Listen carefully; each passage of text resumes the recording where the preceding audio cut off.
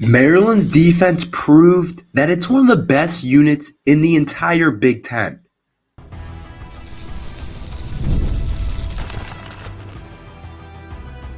You are Locked On Terps, your daily podcast on the Maryland Terps, part of the Locked On Podcast Network. Your team every day. What's up, everyone? I'm Tre Moore, host of Locked On Terps, part of the Locked On Podcast Network, your team every day. So thank you for making us part of your day. And today's episode is brought to you by Ultimate GM. Ultimate College Football Head Coach is a brand new mobile game that is completely free and has no ads and is 100% playable offline. Use the promo code LOCKEDONCFB, all caps, inside the game store to receive a free boost to your program. Begin your coaching legacy today. I think that the Maryland defense proved that it is going to be a really scary unit and one of the best units in the entire Big Ten. I feel really good about Maryland's defense going into week 2 against Michigan State. Yesterday, I talked a ton about the offense because I felt like there were so many things on that side of the ball that we needed to get into. But let's talk about the defense to start today, because I said it before the season, and it's still a lot of it really true. The defense is going to be what wins this game this year. And against UConn, it looked good. I'm going to talk about spots where I think it still needs to get better. And the fact that it still looked really good, and there are still plenty of spots that needed to be improved that I think will be improved. I feel pretty good about Maryland's defense going into this week 2 game against Michigan State. And of course, we'll get into Michigan State a little bit later. Crossover show on Thursday with Locked On Spartans. It's a really great episode, so make sure you go check that out when that comes out. But I thought it looked really solid against UConn. I called it. I said Maryland's probably going to allow UConn to score maybe one touchdown, maybe a field goal, but I don't think they get more than that. And that's exactly what happened. Maryland forced UConn to only score one touchdown, and I thought the defense looked solid. You got a mixture of your older guys that got in, and the good thing about these early games against a team like UConn is you get to see a lot of different types of players.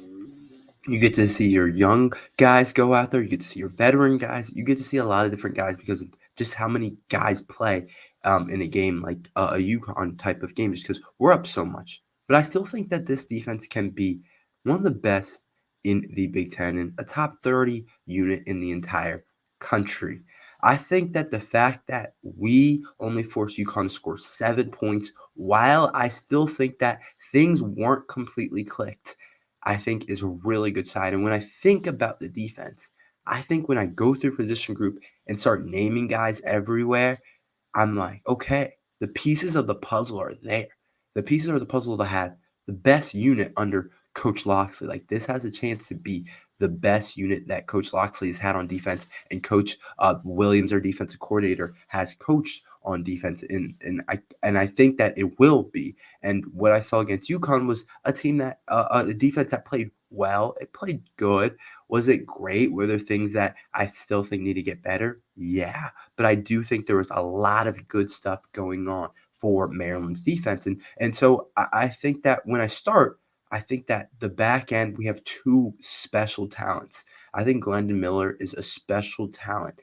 The fact that he was able to play nickel last year, and now I'm watching him back at safety. He comes up to nickel sometimes as well this year. His versatility as a player is really special. Like, that's really cool stuff. Like, it's NFL type cool type talent from Glendon Miller. And what I saw from Glendon Miller, I saw a guy who had five tackles. I saw him have a really a good interception. And I see his length and his playmaking ability. I see it coming together, and I see a guy that has a chance to be a really good player for Maryland football this year. And I think he is potentially could be the best player on this defense. I think Dante could have an argument. Ruben could have an argument. But what I saw Glendon Miller do, he's going to be the leader of this defense because he can play all over the field. You can have him at safety. You can have him at nickel. You probably won't really have him outside. But if you needed to play outside corner for a play or two, I feel fine about it. And so he's the leader of the defense. He's going to be a real key to his versatility, playing the star You can just have him in so many different spots. He's the key, and he looks really good. So the fact that he looks really good, I feel really good about our defense. And I thought Dante also had a really nice play in the game, and I thought Dante looked really good. I remember, I don't know if you guys remember, he blew up a play against UConn where this guy was a guy ran a short route, and Dante absolutely blew him up, and then made a tackle on a different guy. So I think that the defense, the safety play was good. I thought that the corner play was pretty decent, which is good sign. If the quarterback play continues to be good, the defensive backs, and I think that we're going to be pretty good. And so I looked at Jalen Husky and Perry Fisher as guys that I thought played pretty well, and I thought that there wasn't anything that I looked at that I was like, oh, okay, I feel concerned about that, or I was like, oh, this looked not good, and it's just UConn. So next week against Michigan State, I think it'll be more interesting. But I do think that Maryland's defense side of the ball, that secondary looked good, which was a concern. Now, my thing is, I didn't feel really good about the defensive line unit, a unit that's supposed to be special, a unit that's supposed to be our best, maybe unit on the team. I think it should be the best defensive line Coach Loxley has had, because I've said it. It was a solid group last year. It had its up and downs. It's a pretty good group, and I would say that I feel pretty good about it. But we expected not just to be, oh, they're decent, they be up and down this year. That's not what I expect. I expect that maybe from our corners. I expect that from our offensive line. I don't expect that from our defensive line group. I expect to be good all year. We got everybody back in that room. And there are guys that have played a lot of football. So it should be a good group. But I wasn't like over the moon about how the defensive line unit played. I thought they were decent. I was reading an article by SB Nation, the Maryland SB Nation page, and they graded the defensive line unit at a C plus, which I thought was pretty fair. There wasn't a whole lot of pressure and anything special. But it was like, okay, yeah, like it's UConn. Like I feel like if that was a different team, then it wouldn't have looked as good. We kind of relied on a physical advantage, I felt like, and against Michigan State, we're not going to have as much as that. So, but there's a silver lining here, because I'm like, okay, defense allowed 7, defense looked good without our defensive line unit creating a crazy pass rush or anything like that. So that makes me on the other side of things. That's why I still have confidence in that group. And it's not like, oh, they just went and played horrible and just didn't look good. No, that's not what it was. But it just wasn't quite as good as I thought they would come out against a team like UConn. But now I look at the defensive line unit and I say this. I'm like, okay, so you didn't play well in week 1 against Michigan State, or you didn't do anything too special. You didn't play as elite as maybe we thought you could. Now you have another chance to get it back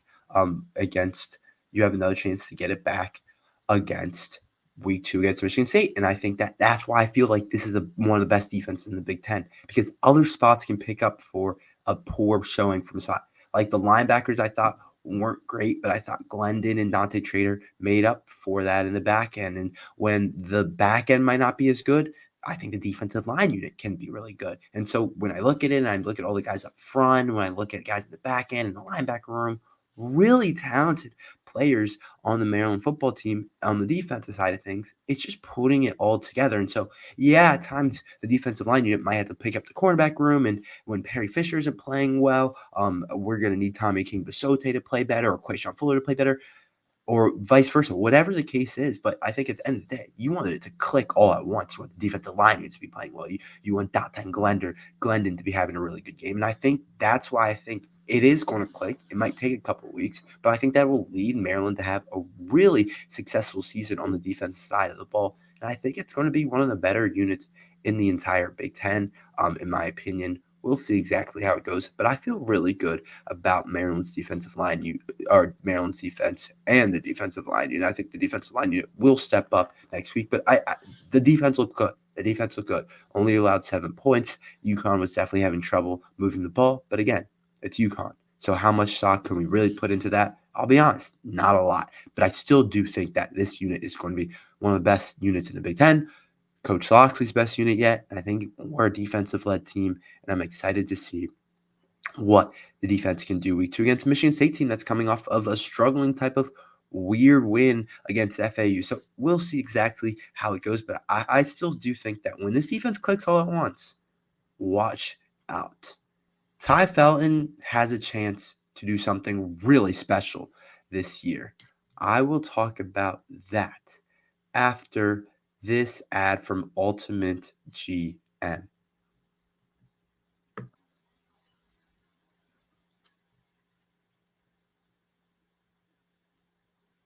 Hey, Locked on Terps fans, I want to take a moment to give you a heads up on a brand new mobile game that I think you're going to love as much as I do.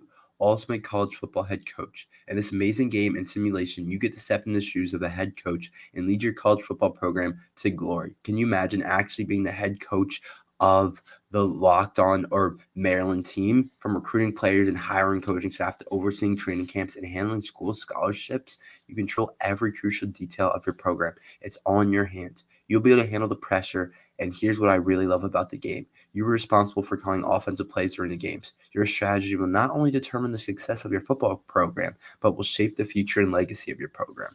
Ultimate College Football Head Coach is completely free and has no ads and is 100% playable offline. You can play on the go as you want and when you want to. And of course, we have a special offer for you Locked On Terps fans. Use the promo code Locked On CFB, all caps, inside the game store to receive a free boost to your program. Make sure to take advantage of this perk as it will get your team off to a strong start. To download the game, just visit ultimate-collegefootball.com or look it up on the App Store. Ultimate College Football Head Coach, begin your coaching legacy today. Tai Felton, I think, has a chance to be the best receiver in the Big Ten, arguably. Some might call me crazy. Some people might not like it because there's a lot of good receivers in the Big Ten. Tai Felton could be the best of all of them. I know you're going to look at all these other guys. You're going to look at this new shiny toy in the Big Ten, Jeremiah Smith is his name, from Ohio State, who looks like an absolute freak. But he's still young. He still has a lot of room to grow. He's going to get better. He might be the best freshman receiver we've seen, but still, I still do think that when you look at, you might think of Mecca Mbuka. You might think different guys in the Big Ten. Ohio State, Evan Stewart's a good player. Like, they got a lot of players in the Big Ten that are pretty good receivers nowadays. But I do think that Tai Felton could end up being the best, and if not the best, a top 3 receiver in the Big Ten. What I saw against UConn was a guy that is special, a guy that is dominant, like a top 3 or 4 round draft pick. I don't see why not. I don't see who says no. I don't see a guy who has a real weakness. I see a guy that can do everything. He's got the size. What is he? He's like 6'1", 6'2". He's got the size. That's a good size for a receiver. As you get taller, sometimes you lose the explosiveness, but he's right at that height where, oh, I'm 6'1", I can go up and get it. I got good height. I got good length. But I also can accelerate. I can decelerate. I can run routes. I can do all these special things for the Terps. So I think that when you look at Tai Felton, you're like, you see a guy who not only can he run routes, not only can he catch the ball, but he also seems like a guy that knows how to play the receiver position at a high level. Like, he's got a high IQ. And against UConn, he showed it. 10 catches for 178 yards and 2 touchdowns was one of the best performances from was from one of the best receiver performances in the entire country. And if you're one of the best receivers in the Big Ten, you're one of the best receivers in the entire country. And I don't see why Tai Felton can't be that. I don't see why not. He's got elite speed, for one. He's an elite type of athlete. His route running has gotten better and better every single year. And he just is so versatile as a player. I look at him and I say, why can't he be the best guy in our league? And I can't come up with a reason why he can't be. Look at Tai Felton compared to Mecca Mbuka. Is it crazy for me to say Tai Felton's the better athlete with a higher ceiling? I think so. Mecca might be a little bit more polished, but I think that Tai Felton might be a little bit of a better athlete, might have a different gear. Like, I think Tai Felton's special. And it might take a second for everyone to realize it, because Maryland is just not a team that a lot of people are going to be like, oh, yeah, they have receivers.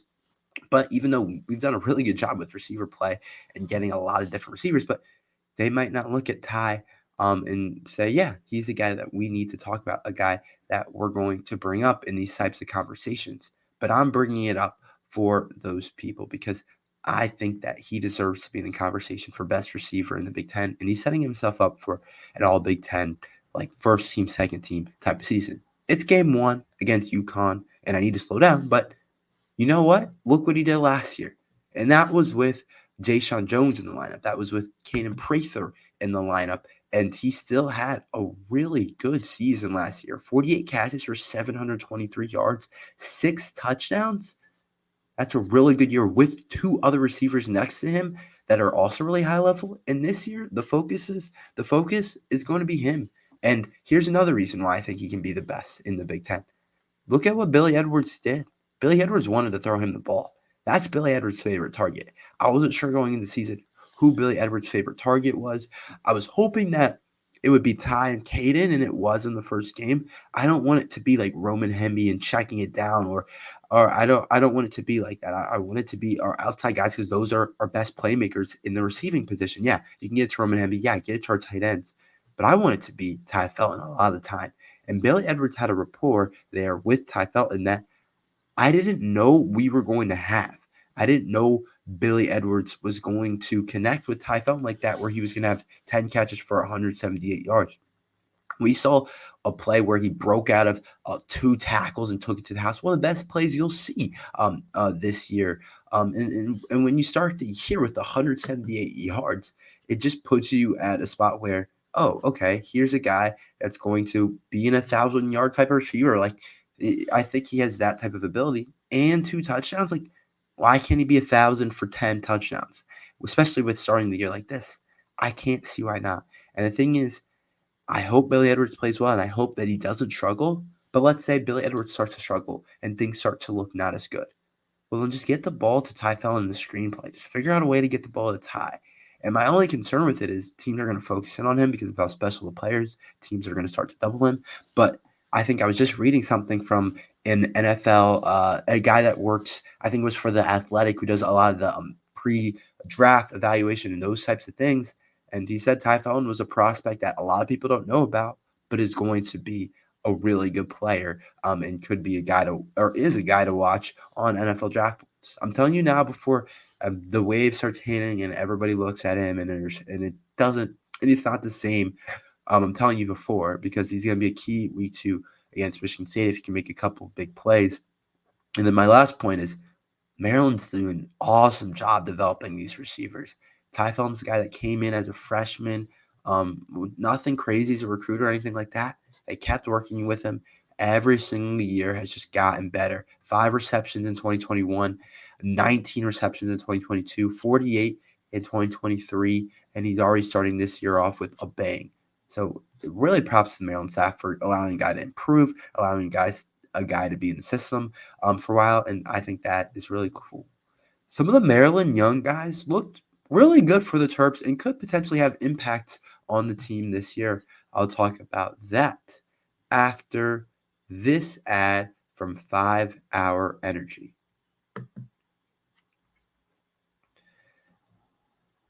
Tired after lunch, you're not alone. In fact, research shows that more than 70% of us hit a wall after lunch. Let a 5 Hour Energy shot help you leap over that wall instead of crashing into it. Want to get a shape, but you're having trouble staying motivated? Make 5 Hour Energy shots part of your lifestyle and get the energy boost you need to get fit. We all know you sometimes do not want to go to the gym. Take a 5 Hour Energy shot and give you the feeling of alertness so you can get to the gym. With 0 sugar and a convenient portable size, it's a perfect pick-me-up for getting stuff done. 5 Hour Energy website has flavors galore, like watermelon, tropical burst, grape, berry, and more. There's a flavor for everyone. Try them all. On the site, you would have the option to build your own 12-pack or 24-pack. You choose the flavor and it's delivered right to your door. If you go to 5hourenergy.com, that's number 5hourenergy.com, and get some 5 Hour Energy product today, you can use promo code LOCKEDONCFB to receive 20% off your order. This offer is only valid until September 30th on one order and cannot be used with your promotion. The code is not good for subscription orders, so go to 5hourenergy.com today. Some of the Terps young players I thought looked really good, but my bigger point is that they could be used this season and that we could use them. I think that the depth this year is interesting. I don't think it's great. I think a lot of our starting pieces are really good players, but I don't think the depth is awesome for Maryland football. A lot of the depth are the young guys, and I'm not saying they're not going to be good players, but when I look at depth and when I think of stuff like that, I'm like, oh, you probably don't want it to be a bunch of really young guys. But the young guys, the freshmen showed up, and redshirt freshman Nolan Ray, who's still considered a freshman, the hype is there for Nolan Ray, and I told you guys this. I'm going to keep hammering it down. He's the key this year. Nolan Ray's the key this year. He is going to be the biggest X factor this year for the Maryland offense. I feel really good about that kid. He's got special talent that I haven't seen a guy have quite his gear in a while for Maryland football. And that's including Roman Hemby. Roman Hemby's a really cool player. Roman Hemby's really elite. But Roman can't do quite what Nolan Ray can do as a cutter, as a guy that can take to the house. So he's the number one redshirt freshman that I thought played really well. Another redshirt freshman that honestly, I didn't know much about at all. I knew the name just from working, and I know the people on the team. But the kid Josiah McLaurin, props to him, man. I didn't hear about the story until after the game about how his dad got in a car crash and passed away, and he played and everything, and he scored a touchdown, and he looked good. He also looks like a really good athlete. Props to him, because that's not easy to do at all. For him to go through that adversity and for him to still play and score a touchdown and play at a high level, that's really cool for him to be able to do. And so props to him for being able to do that. That's a really cool kind of testament to his personality, what he can do. And those are two running backs, two offensive threats, Nolan Ray and McLaurin, that are guys that I think are going to be really healthy for us the next couple of years. As Chloe McDonald's gone, as Roman, those are kind of the next wave up. And then Williams, the true freshman who was a 4-star for a while, out of St. Francis, another guy that I thought looked really good. That is a guy that is going to be huge for us. So I thought those three running backs, all young guys, are kind of the next wave. And I think Nolan Ray's a guy that's going to be played a lot this year. He's one of our best offensive threats. So seeing true freshman Williams rush for a 9-yard touchdown was really cool overall. Another interesting thing was a lot of the young linebackers played, which I thought was important. I saw Riddick, I saw Flowers, I saw different guys play at that linebacker room. And my thing about it is the linebacker depth is definitely questionable. And that's my other point, that when I say some of these guys can play, I think that some of these guys will end up playing. I thought Michael Harris looked pretty good too, but he's a sophomore now. And yeah, that's considered young, but I'm more talking about the freshmen. But I think that Riddick looks solid.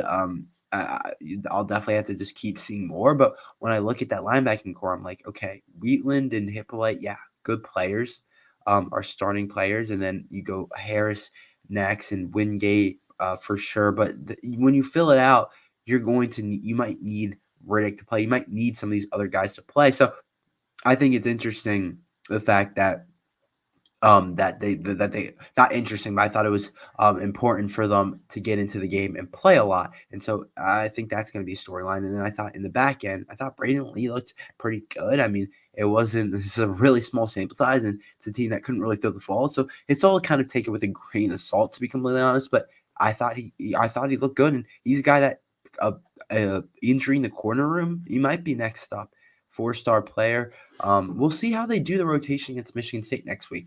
I kind of expect them to just play the starters, stick with 2 corners on the outside, play Glendon a lot in the slot. And then that brings me to my next guy, Brandon Jacobs, who looked good too, who I think is our most talented freshman. And I look at him and I'm like, okay, Glendon could be playing a lot of star, a lot of slot. And I still do think Brandon Jacobs could be our next best safety next to Dante. So don't be surprised if he starts playing a lot. That's kind of how I see everything. But that's all we have for today. Thank you for listening to Locked On Terps. Make sure you like and subscribe. We're here every day talking Maryland football and basketball. So thank you for listening to Locked On Terps.